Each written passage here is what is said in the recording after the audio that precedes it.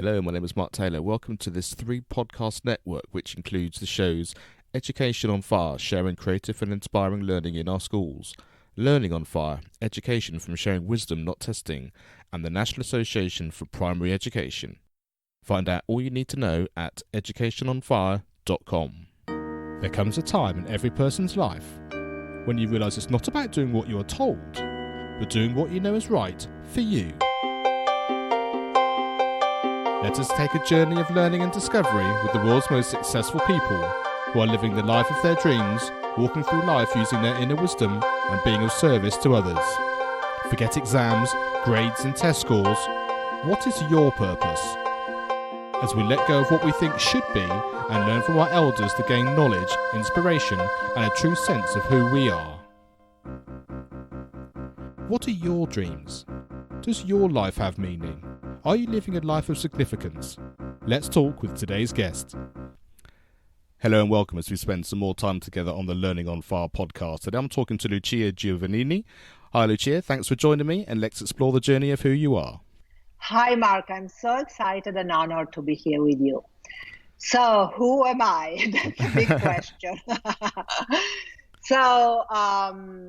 In the last 25 years or so, I've been leading workshops and retreats and seminars for people as well as companies, all related to personal development and, in a sense, education, educating people to become the better version of themselves. And I'm also an author because I've been writing 13 books right now. One of those books is also in English, called A Whole New Life. The others in Italian. And apart from that, I'm a seeker.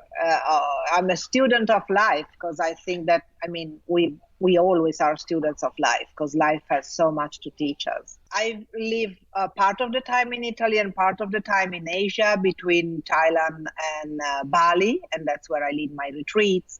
I also, part of my work is also devoted to training new facilitators and coaches and teachers, so that they can expand this kind of work. And another part of my work is about being an advocate and an activist for environment and animals. So there really is a whole range of things there, which is wonderful. And it all seems very life-centered and all life-based. And that seems to be the real essence of everything that you're involved in.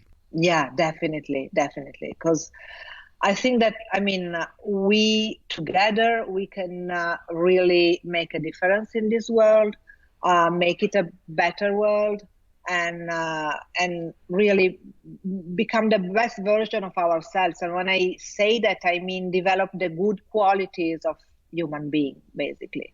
And I think one of the things which has come across quite strongly in recent weeks as I've been chatting to people is the fact that people, especially when they're growing up and they're in the school system, they feel like everything has to be related to something external. It's about, what's my value based on my last test score, or the fact that I have to fit into a routine that may or may not suit me. And the general theme has been that sense of having these ideas, and because you're involved in it a lot, it makes it difficult, but actually having yourself at the center of that. Education and learning as a tool, it's something to get inspired with and to use to be your best self in the way that you are going forward. And I think having these conversations at the center of what education and what learning is a great place to start. And then I think you have more control over understanding where the learning and the education side fits in. Yeah, well, definitely. There's only one place to start, and that place is within ourselves, always. And so something I'm also very passionate about is actually trying to improve the education system, at least in Italy. And I actually launched a program called A Whole New School based on my book, A Whole New Life. And that's exactly the point of it, starting from within, starting from ourselves. Because we spend so much time, focusing outside ourselves. And the schooling system is all about that. At school, we learn about geography, history, mathematics, and I'm not saying it's not right. Of course, we have to learn about those things, but at the same time, how much do we learn about ourselves?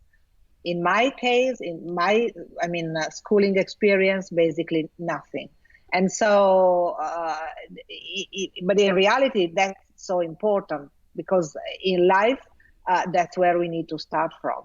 And it's interesting because on my other podcast, Education on Fire, I'm currently recording some things for well-being as part of my next season, and one of the things which has struck me quite a lot as I've been chatting to people about that has been very much the sense that well-being is often used as a way to fix people who seem to already have a problem. So you do mindfulness because you're stressed or something like that, and of course in reality is that if you have yourself at the centre and actually well-being is where you start from and everything else comes around it, then it shouldn't be something that needs to be fixed. It's something that just enhances who you are so that you can then go out into the world and be yourself. Yeah, definitely. And you can have better results. I mean, it's not just, like some fluffy things, but or new agey, ideas, but it really helps you to be more grounded, more focused, more energetical, more vital, and to have better results in life. Yeah, I absolutely agree. So I'm really looking forward to how all this fits into the rest of our conversation, because I think there's going to be some great insights coming up. And let's talk about your life as you've been growing up. So what does your life look like now, and how is it different from when you were growing up? And I guess we can take this slightly into your different career paths as well. Yeah, well, it's quite, there are some commonalities, I must honestly say, and many differences, of course. So I want to start by saying that since I was a child, I've always felt a deep call for creating a better world, and not just for us humans, but also for the other beings that share this planet with us. And I'm talking about animals, trees, Mother Earth. And so when someone would ask me, what are you going to do when you grow up? The typical question. I would answer, I will do anything to make the world a better place. I will do anything to have less suffering in the world. So that will be my job. But then when I was still at college, I started modeling. I started being a model, and I started by chance, but soon it became a full-time career. So for quite a long time, I was working as a model. And then, of course, I started feeling, well, at the beginning, it was just unsatisfaction. Then it became depression. And I didn't apparently understand why. But in reality, deep inside myself, I knew that. And it was precisely because all my life was about exteriority, And I had forgotten that first soul calling that I had since I was a child. So to make a long story short, I quit everything. I quit my marriage. I quit my house. I quit my 3 companies that I had established in the fashion industry in the meanwhile. I left Milan, where I was living, and I went back to my hometown. And it was not easy. It was quite a tough moment of my life. Because the idea I had is to become a spiritual coach, but at that time in Italy there was coaching was not known at all, and so even my good friends, when they asked me, okay, but I get it that you don't want this kind of life anymore, but what do you want to do? And I used to say, I want to become a spiritual coach, and they would look at me and say, what, are you going to work in a gym? Because at that time in Italy, I'm talking about 25 years ago, probably even 27 years ago, the only coaching that was known was sports coaching. So it was not easy. I struggled to get clients at the beginning because there was no concept of this, personal improvement or education. As you said, people who used to go to psychologists if they had a problem, but other than that, nothing, no idea of just, continuous education, continuous improvement. So it was not easy. But then, I stick to it, and I had in a sense, the courage to keep on trying. And then eventually I started my new career. So what are the commonalities? The commonalities is that, when I was a model, but even before that, when I was a kid, I used to travel a lot because my father used to live in Africa and my mother in Italy. So I was, traveling between the two countries. Well, actually, the two continents. And so, and then when I was a model, I traveled the world, doing fashion shows and catwalks and shooting, photo shootings. And now I'm traveling a lot again, teaching and leading workshops.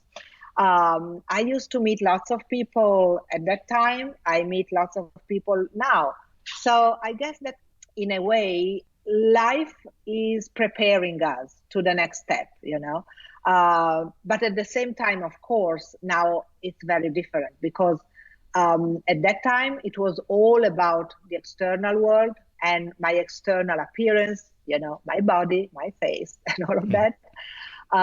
And now it's all about the internal appearance. And in a way, at that time it was about external beauty, and now it's about finding our own inner beauty. And now, of course, I'm more clear. Luckily, I'm more clear about my mission. So whereas when I was a child, I was clear about my mission, but I didn't have the means, to do anything about my mission. Rather than trying to save any animal I would, find. Now, when I was a model, I had totally lost my idea of mission. I had totally lost any contact with my soul in a way, because I was so focused on, the glamorous life. But now, luckily, I got more in touch with what I call my mission in life, my passion, what I really want to do. I learned to speak up. I wasn't really good at speaking up at all. So I've, in a way, developed tools to create the changes I wanted in my life. And I'm still changing and I'm still learning, of course. I'm not saying that I have arrived anywhere, but at least, I can now look backward and see all the steps that I took. I think that there's a few really interesting things in there. And I think the understanding that there is an inherent knowing, like you say, within your soul about what's important to you, and you can't necessarily, especially when you're younger, know what that's going to look like in the future, but you can know the next step. And actually, it's those continual steps that'll take you through life, that'll take your journey will unfold in front of you, rather than always having to plan out those things. And I like the fact that you said, you did lots of traveling, you enjoy the traveling, you like meeting people, and also that's still the case. It just happens to be in a very different scenario than you were, like you say, when you were in sort of modelling and doing that kind of thing. So I think it is just connecting some of those ideas within you of knowing what you're about and then allowing the rest of it to happen sometimes. Yeah, definitely. And I think that somehow when we are kids, we have some glimpse, of our, I call it mission, life mission. You can call it, what's important in your life. I really feel it like the reason why we incarnated in this body. But I mean, it can be called in many ways. But anyway, when we are kids, I think we still, in a way, remember why we came into this earth, into this incarnation. And then, of course, in a way, schooling system does not help us to remember that. Mm-hmm. Families, most of the time, at least my parents didn't have a clue. Just to give you an example, I've loved animals so much since I was, a little kid, and I did not want to eat meat. I refused to eat any kind of meat. Because to me, even when I was a kid, the idea of eating another living being was, appalling. And of course, my parents did not understand that. How could they understand that? And we had, big continuous fight about that. And until when I was 9 years old, and they finally said, okay, we are so tired. We are sick and tired of you. So just eat whatever you want. And wow, finally. But, of course, I didn't have the tools. I didn't have the knowledge at that time of why I really, I was so strong in that idea. But when, of course, now when I look at that time, I of course, I'm still vegan now after now I'm 55 years old. So after so many years, but now I know why I felt that. But at that time, I had no idea. I had no way to explain it. So I think that if we can do something to really help kids to, remember their mission, to develop the necessary skills to bring their missions into the world, that would help a lot, rather than fighting them. Yes, absolutely, and it's a very fine line sometimes, isn't it, between adults sort of with more experience knowing what they think is best, but at the same time allowing children to be themselves, and you don't know what that is. That's the thing, is you have to trust them, and I always think back sometimes to watching a toddler start to learn to walk. Is the fact you never teach a toddler how to walk. You just allow them to try, and they get up and they fall down, they hold on to something, and then before you know it, without even really working at it, except of course they're doing it all the time, they're suddenly walking and running around. And I think that happens naturally. That's inherently how life works. And I think if we can harness that as a concept and a principle and allow children to do that as they start to get further into their life as well, then everything would be much more simple. Yeah, well, it's beautifully said, Mark. Totally true, and totally agree. Like, it's like a seed, you plant it in the earth, and then the seed just needs water, and then it blossoms. It becomes to its full capacity, and so the same thing is with a child. Of course, it needs watering, and watering is love, and watering is nurturing, and watering is good education, of course. But then it just, blossoms into himself or herself. And we talked a little bit about the education system and those sorts of things so far, but what was actually valuable about your school experience? Well, I still have very good memories of, I must honestly say something. When I went to school, it was a period of political turmoil, in Italy. So the good memories are memories of collaboration, are memories of having strong ideals and fighting for something, for justice. I had, with my schoolmates, we really were together in, like fighting the system, in trying to do something good. And that was something that was, is still in me in some ways, so that was, I think, the most valuable part. And there were a few teachers who actually inspired us in that sense, but most of them not.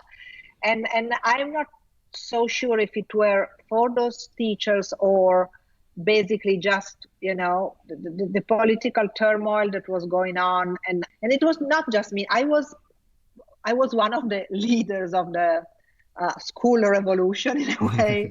But it was not just me.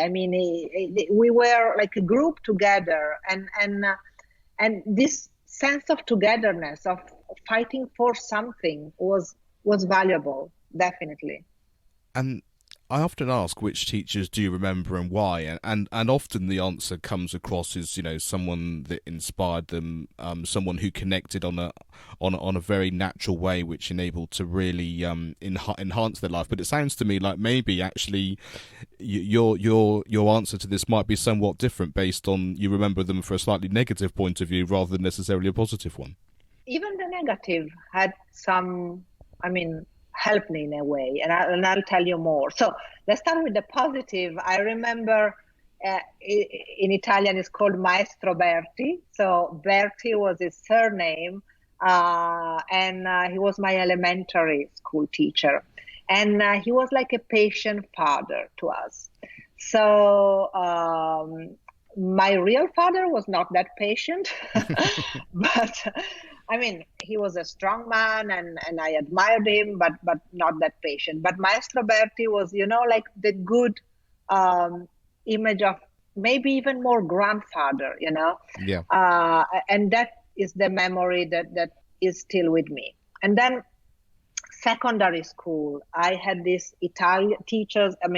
She was teaching Italian, and and she was mean, and she was really, like marking every little mistake, even a comma. Very, very strict, super strict. And I remember once she marked an essay of mine for my ideas. Like, it was an essay, I don't remember exactly the topic, but in my ideas for her were too liberal. Okay. And I liked writing. Okay. So I was quite good in Italian. Well, because it's my native language, first of all. And secondly, because I like writing. So the only mistakes that were marked were mistakes on ideas. Like, this idea makes no sense. This idea is too liberal. This idea. So I remember standing up and in front of the whole class and speaking to her and saying, "You have no right whatsoever to comment, to judge my ideas. If I make mistakes, in grammar, in spelling, of course you have to mark them, and it's fair and it's your task. But don't ever dare to judge my ideas anytime." So it was, and I was probably 11 or 12 years old. So it's really, a strong reaction for that age. And of course, it was a big mess. She called my mother, and I was brought to the headmaster. And I said the same thing. Okay, it may be too liberal for you, but those are my ideas, and you have to respect my ideas. And so at the end, she had to change the grade she put on that essay, because in fact the bad grade was just for the ideas, but the grammar, the spelling was all correct.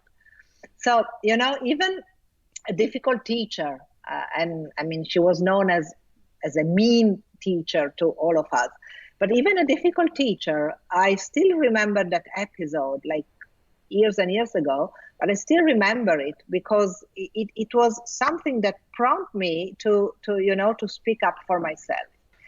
And then I remember a very good teacher in high school. She was a teacher of anthropology. And she used to invite us to her house to give us more teachings, at least those of us who were interested in anthropology, and I was super interested. And so I think she really inspired me in my passion to study the subject and learning from those primitive cultures, which I have been doing for years after that. I really love the fact that someone that really pushes you, even if it, like you say, at the age of 11 or 12 or something like that, is amazing, to get such a strong reaction. But I guess, like I said, you can really sense the essence of who you are then, to the point that, you really had to get your voice out there beyond the essay to actually stand up and talk about it, and then to reinforce it, like you said, when you were then with the headmaster and parents coming in. And I think that's a wonderful thing. And you can never quite tell exactly where these valuable lessons are going to come from, can you? It's not always just by the natural ebb and flow of what you think schooling's about. It's actually the impact that it has beyond that very often. Exactly. And that's the idea. And that's the lesson I still remember in life. Sometimes in life we come across difficult people or difficult situations. But even those people, even those situations sometimes are the best teachers. Not in the sense that they pass, that they are nice to us or they pass good teachings themselves, but they put us in front of, a situation where we need to really take a stance. Where we need to be courageous, for example, where we need to collect all our strength and use it. So, I totally, from that moment, I think that lesson really is a reminder for me that, advancements or lessons in life are not always pleasurable. Sometimes difficult moments are the ones that make us grow more. Or difficult people. I completely agree, and what I love about that is that it's almost like we were talking about towards the beginning of our conversation. if you have the starting point that this is all about you, it's about your journey and your growth, then these things are a very, very positive thing. If you're not thinking in that way and it's all about getting the grade that you need to get, then it feels like a very negative one, which is why that whole sense of well-being and your personal growth and your personal understanding of what you're here to do has a completely different shift in your mindset about what learning is all about. Yeah, definitely. Totally. Absolutely. Yeah. Who did you admire when you were young, and what was it about that person that had such an impact? So two people. I actually had their, posters in my room. I read their books, their biography, everything.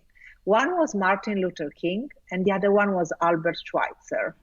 So Martin Luther King, of course, is more known. Was a minister, an activist who became, the most visible spokesman and leader in the civil rights movement. Actually, he helped develop the civil rights movement. Well, he got assassinated in 1968. So I was 4 years old. And probably it's because at that time, lots of people were speaking about him that I got to know him. I mean, not personally, but I got to, know the man, his teachings and his and what he believed in.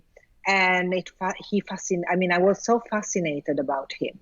And I'll go to the second one because they have something in common. So Albert Schweitzer was a theologian, an organist, a musician, a writer, humanitarian, philosopher, physician. So actually, he also received a Nobel Prize at some point. And he was a medical missionary in Africa. He actually built an hospital there. And also, Albert Schweitzer, his whole life, he fought injustice and cruelties. He fought for equal rights. So in his own way, So I think when I look at those two people, and at that time, again, it's interesting because at that time, I just admired them. I had posters of them in my room, but I never made the link between the two because, of course, Albert Schweitzer was French-German, and he lived part of his life in Europe and part of his life in Africa. Martin Luther King and was, white. Martin Luther King was black and he lived in the States. So, I don't even think they never knew each other. So at that time, I used to see them as two separate, people. But at the same time, when I look at their teachings and what they stand for, what they stood for is the same things, justice, being equal among people, sympathy for the other living beings. Schweitzer was a vegetarian, by the way. So I guess that this was, what really, the impact that they both had on me.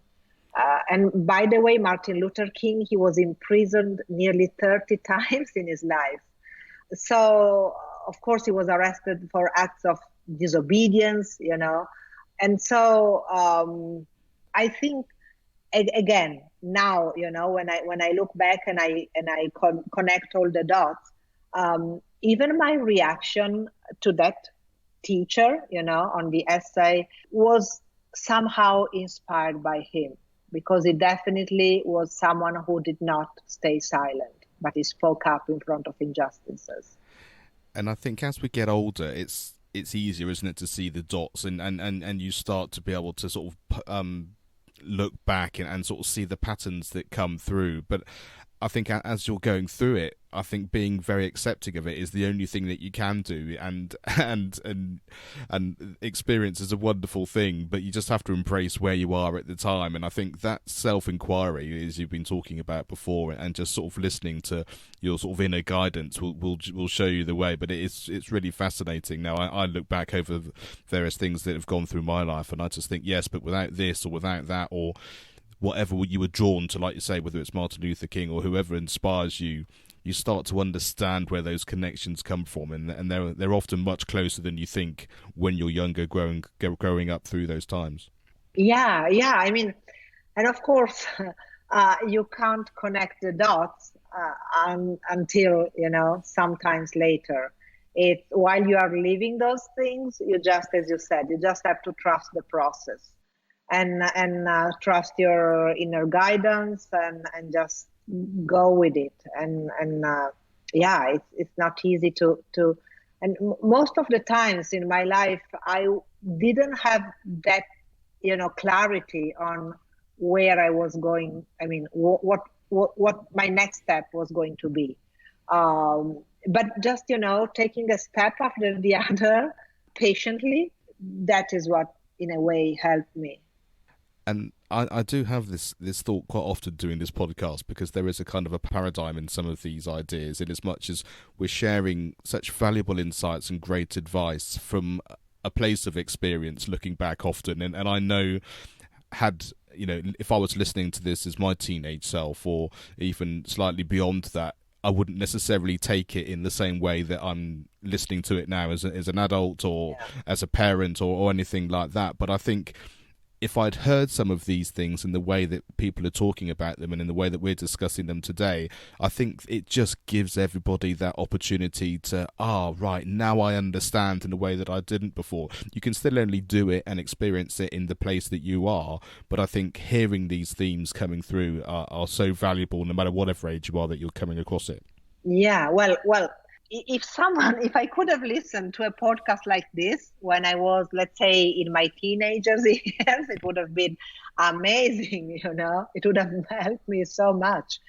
Because, I was actually, when I was like 14, I remember I was reading Jung, personality types, and Freud, and I was trying to find answers.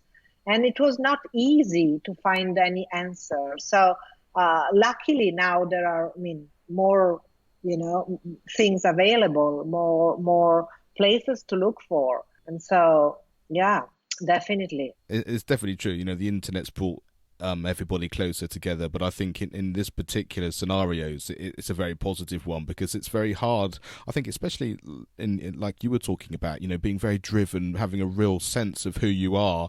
But if there are people around you who are saying, but no, that's not okay, or actually you don't identify with people in the same way, then you think, well, there must be either something wrong with me, or I don't understand, and you start looking out. But when you can see the world slightly more globally, because you're listening to a podcast, or you've got access to great books or mentors around you, then you can start to, I think, just slightly breach that in a way of thinking, it doesn't quite fit in with my immediate locality, maybe in, my home or my town or my school, but I know that beyond that there are people who are thinking in this way and understanding what I'm doing, and then you can start to find your tribe, even if it happens to be a social media group that you're in, or a book that you like to read, or something that you like to listen to, and I think that certainly for me gives you the chance to have a lot of confidence that actually, even if you don't see it in your immediate life, there are people out there that you can identify with, that you can start to find your tribe and start to follow and enhance what you want to learn. Yeah, definitely. And just the idea of, knowing that there are people out there, maybe in another country or maybe far away from you, but still there are people out there who you can identify with, is so precious. Because I think that, I'm not saying that we cannot make it alone. Of course, in a way we can, but it's much more difficult. Whereas, if we know that there are, if we find our tribe, then we can know where to get some support. And that's so precious, so valuable. And that support, ideally, each of us would, find in our home, in our own house, family, groups of friends, schools. But, for me, for example, most parts of my life, it has not been the case. When I was at school, yes, because as I said, we were all together fighting for something. But then but again, I didn't find all that support from all the teachers. And when I started working as a model, I thought like I was the black sheep, I was the different one. I've always been, different in a way. So up to a point where I asked myself, what's wrong with me? But not just me, also other people would ask me, what's wrong with you? You're not happy with the life you're leading? What's wrong with you? So when, not just one, but 2, 3, 4, 40 people tell you, what's wrong with you? Then you start thinking, oh, maybe there's something wrong with me, you know? So yeah, it's paramount to look out for someone who can help you. Yeah, absolutely.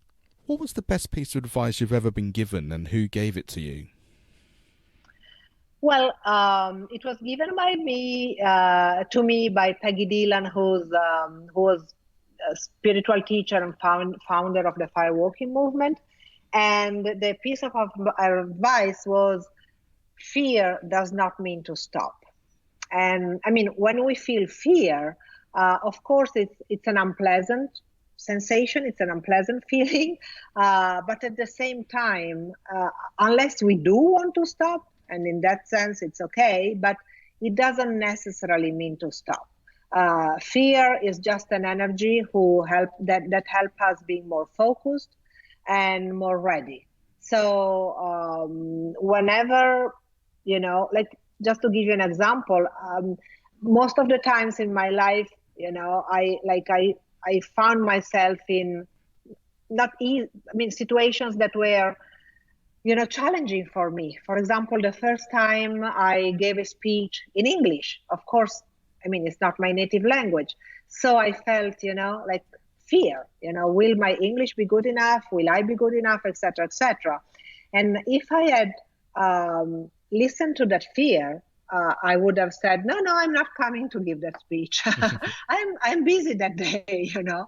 But instead, okay, I said to myself, okay, I feel fear, but fear doesn't mean to stop. I need to prepare, be focused, and go. So that's the idea. The first time I taught at a university, you know, it was a big thing for me because by that time I've always taught at groups or companies, but never at an institutional school or important, you know, institution like university. So again, fear, and again, you know, that self-talk. Oh, you're not good enough. Oh, your English is not good enough, etc., etc. And again, the idea is to transform fear into action, and that's what was so important about that piece of advice. I can really relate as a musician myself. The number of times that even when you're very experienced, you can still feel very fearful of something, and usually it's the unknown, you know. And as you get older, it's the experience that helps you. You think, I've been in these positions before. I don't know the exact outcome, but actually, I'm happy enough with my ability to be able to pull it off. And that's hard when you're inexperienced in something. And like I say, it can be absolutely almost sort of paralyzing in terms of some of those things you've got to do, and you only have to watch musicians or sports people or people in the public eye sometimes, and you can just see that they're getting in the way of themselves. The fear is literally stopping them from being able to be the person that they are. I'm interested just to see what you think about how you can get beyond that, because as you said, a lot of it's self-chatter, a lot of it is just the sense that it's a natural result of something which you need to feel and it is part of what's going on. But that acceptance of that, but still being able to get beyond that is a real challenge, I think, for lots of people. And is there something that you're able to advise in terms of being able to help that? I think certainly for me, just almost talking around the things that we've said before about understanding that you're essentially not the fear, you know, no matter what happens, you'd like it to go really well. That would be a great outcome, but it may or it may not, but it doesn't actually affect the essence of who you are. And I think that's a really important thing to understand, and often something difficult, because like I say, if you're doing your first talk in English and you think, oh no, if it goes wrong, I'm never going to get another one, then you feel like the whole world's going to come down around you. But actually that's not true in the essence of who you are. Yeah, well, definitely what you said, you know, it's not, I mean, the idea that even if you fail, like, for example, I remember once I gave a speech in Spanish, and I used to speak Spanish. I also, when I was a model, I also lived, you know, in Costa Rica for a while. But then I haven't been speaking Spanish for like 20 years. So I found myself in Spain and I had to give this speech in English. The idea was, but then when I got there, they tell me, oh, please, can you speak Spanish? And I said, well, I'll try.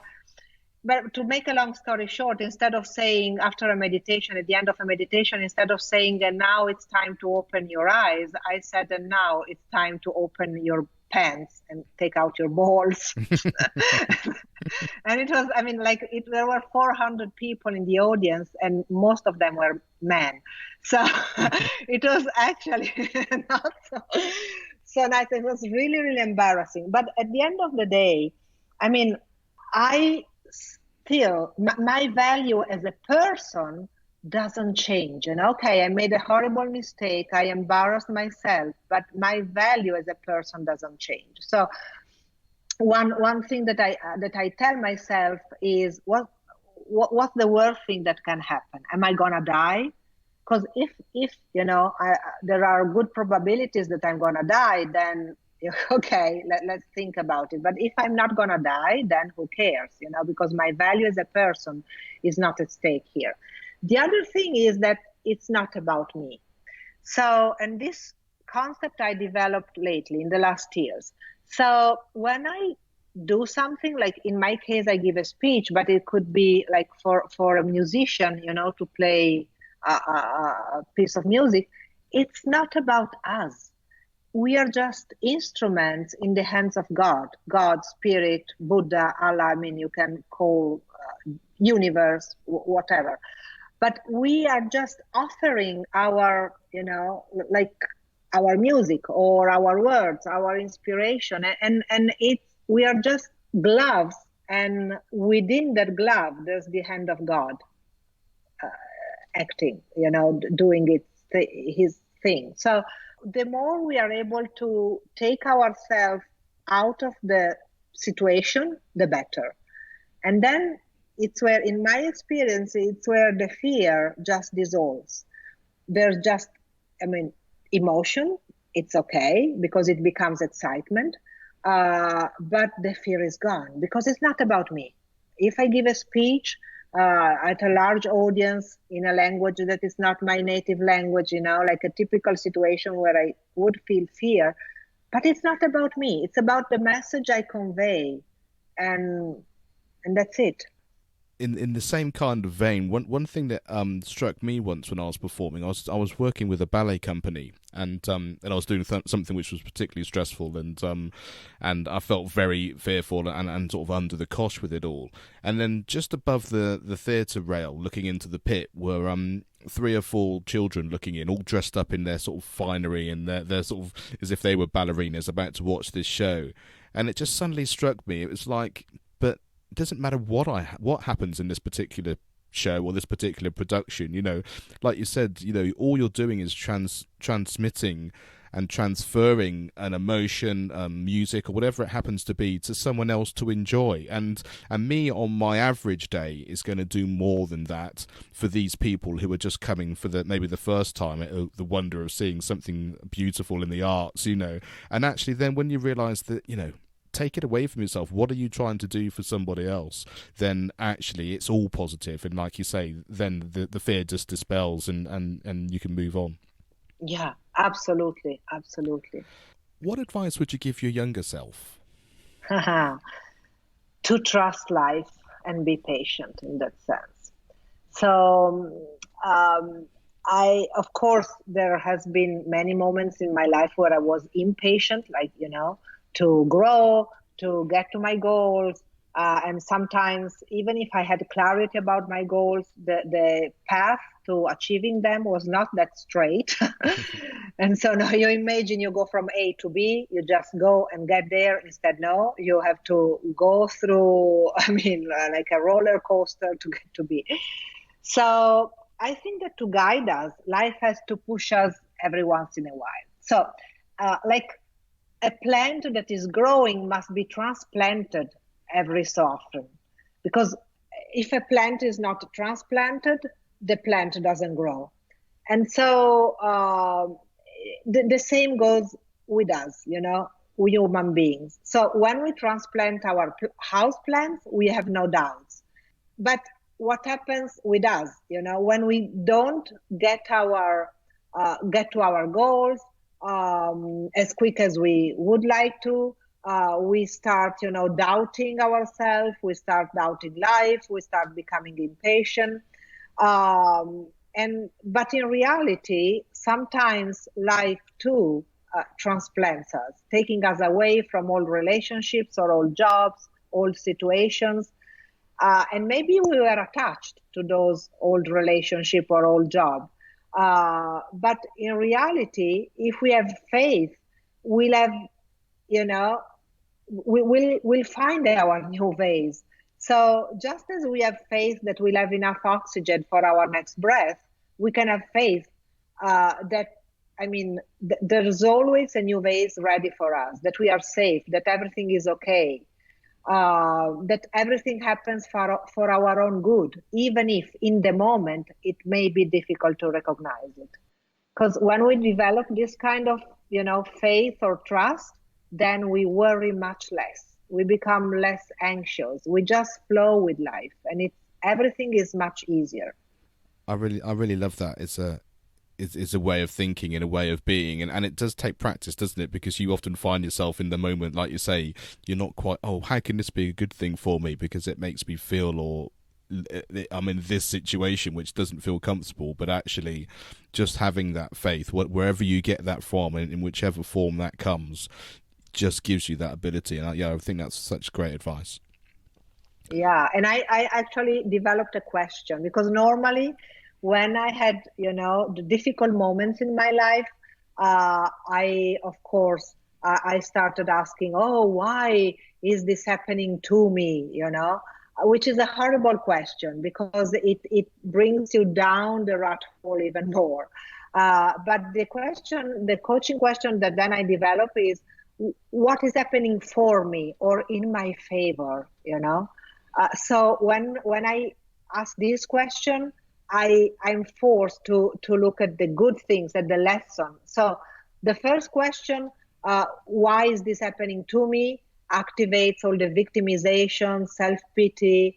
It goes fishing in the well of resistance and conditioning. Whereas the second question, what is happening for me in my favor? What is perfect here? This question is special, and since it's not possible to answer it with human eyes, because of course we don't have the answers, we must raise our perspective and activate our transpersonal eyes, so our divine eyes. And this question allows us to go beyond our limitations and rediscover our path. And so now even when difficult things happen in my life, when I'm faced with challenges, I try to ask this kind of question, this new question. Yeah, that's absolutely fantastic. What does your future look like? So what I want is that my work helps people to live better, to have the strength to believe in their talent and the ability and the courage to develop them. So in this sense, I hope to be able to spread, my teachings and my method, and to connect with other people also in other countries, because I'm a strong believer in, helping each other and doing things together. And so I also believe that the personal improvement goes through the increase of one patience and compassion. So personally, that's what I'm working on. Diminution of judgment. And that's also what I'm working on personally, and what I also help people to work on. Search for the purpose of one's life and the desire to share it with the world. So these are all the things that, I will see myself improving even more in my life and helping other people improve in their life. So the final idea is really to create a movement. It has already happened in Italy, because in Italy I've already trained hundreds of coaches and facilitators and teachers, and they, lead their own workshops and sessions. But the idea is to make it a more global movement, where we can really help the world live in peace. That's the idea, and honor any life form. Yeah, that's beautiful, and I always love it when I hear it's about vision and continuing and growing in something which you're already doing, because then you know you're at the heart of everything, don't you? Rather than at this point, I'd like this to be the final result, because that's something which you, like you said before, it's not something you can control, and actually not something that you can really expand into. Yeah, yeah, definitely. And the other thing, of course, as I mentioned before, is my project on education, which is I mean has already started in Italy, and I'm like with workshops and programs for teachers, for students, and for parents, and I have the vision of bringing it outside Italy and in other countries as well.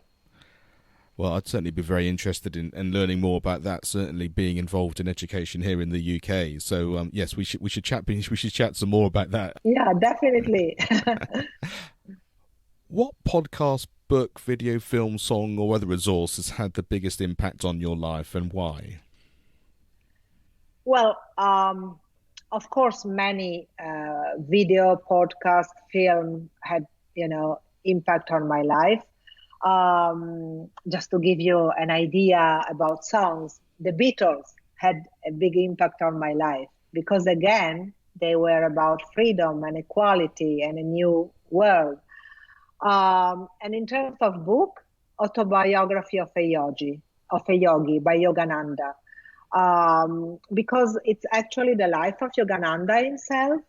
And Yogananda was one of the first Indian spiritual teachers who came to the West.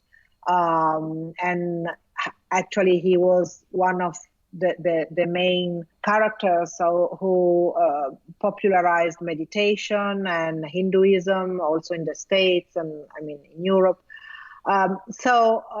What really struck me about this book is, first of all, it's a fantastic, reminder of the magic that it is in our life, because we get so focused on the technicality of life, the burdens of life, all the things that we have to do, and we forget about the magic that is in life itself. That it's available for all of us. And the other thing is that it's really a good example of how to bring spirituality in our everyday life. So those are, the concepts that stayed with me as soon as and are still with me from when I read the book. Yeah, I love that. If you if you want to know more about all of this, we're going to have links to all these things on the show notes. So if you go to educationonfire.com and in the search bar, just write Lucia, and we'll have the show notes for this podcast will come up, and we'll have links to all these things so you can find out more very easily. So for those people who were so intrigued and I hope inspired to find out more about exactly what your courses are and read your books and really getting into your life even more, what's the best place for them to find out about you? Well, it's my website. It's my name. So it's www.luciagiovannini.com, and it's spelled LuciaGiovannini.com. And by the way, there's also a free gift there. And it's called the 5-Day Transformation Challenge. And it's a 5-part video series. And it's part of my method, A Whole New Life. And the idea there in that, the reason why I created that free gift, that video series, is to help people to stick to the changes that they want to make. And in an easy way. So we go through the phases of change with exercises and coaching questions. And so it's a guided challenge to discover an easy and enjoyable way to stick to your goal and create lasting change. Well, that really is a free gift and an amazing gift to share. So thank you very much for that. I really appreciate it. You're welcome. I've really enjoyed our chat today. I mean, I think we could probably chat for hours, but we should just round this off now. And thank you so much, Lucia, for sharing your wisdom, allowing us to learn from your wonderful experiences. Thank you, Mark. It's been really inspiring, and it's been an honor to be with you. Thank you for listening to the Learning on Fire podcast. Remember, to keep up to date with everything that's happening on the Education on Fire podcast network, you can sign up at educationonfire.com and enter your details to receive the latest information and episodes on the newsletter. If you enjoyed this episode, please tell your friends. The more we share, the more help and inspiration we can provide. Education is not the filling of a pail, but the lighting of a fire.